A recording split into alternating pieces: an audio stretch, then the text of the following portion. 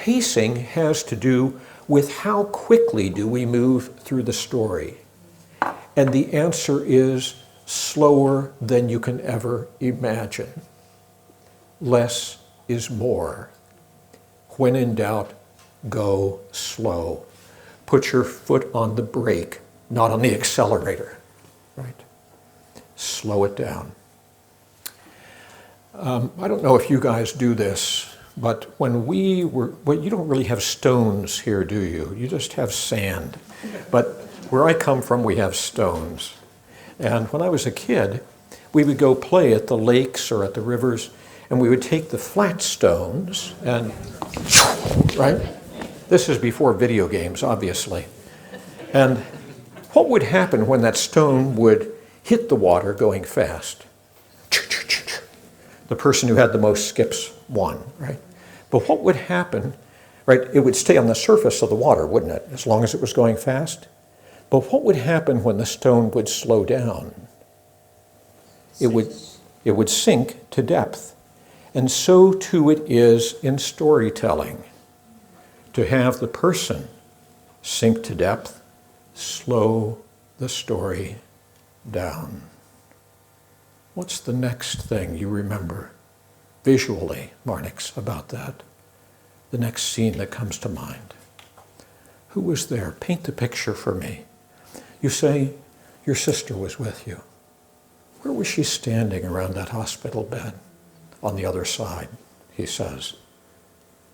Did you meet her eyes in that moment? Yes. When my father died, I looked up and I saw her. What did you see in those eyes that told you where she was, emotionally, psychologically, in that moment?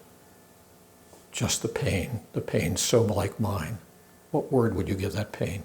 Do you get the idea? Slow it down. The other piece is you need to consider the dosing of the session. I was talking with Gail. We said, I can see, Gail, that you really need to tell this story, right? I take you seriously. You say you feel like you've never been able to really say the story aloud to others. How much time do you imagine we should set aside for that? I don't think an hour's enough, Bob. I don't either. How much time do you think would be right? Could you do an hour and a half? Of course I could. Let's look for a time to make that happen. And if it turns out to be a bit much, we can shorten it, right?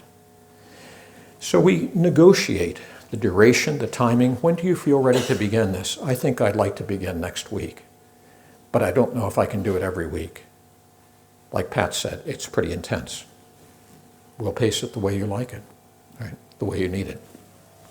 Facing, the idea of seeking empowerment, not simply as a victim of the story, but as the protagonist of the story, and someone who even achieves a certain measure of authorship over the story.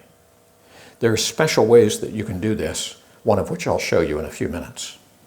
And then the idea of doing that in the presence of a witness. That is someone, a secure base, who can also be an audience to the telling, whose presence, whose attention, whose responsiveness validates the story, helps the person contain the story without rushing to solution, and to then sort of speak with the person about who else would benefit from knowing a part of this, who else could help bear this hard knowledge within your network. Well, I think Beverly could. She's very spiritual. What might we say to Beverly? And is there a role that I can play with that? No, I think I can do it. So these things are negotiated. Bracing, pacing, facing.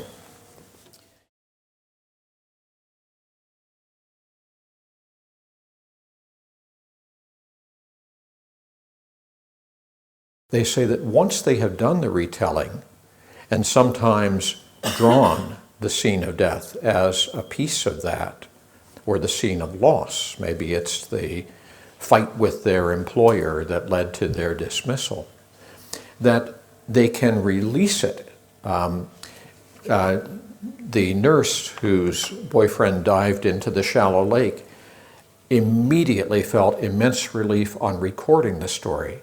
She said, this week I discovered I could let it go, because a part of me was so afraid of losing the story. It would have been like losing him all over again. And now I know I have the story.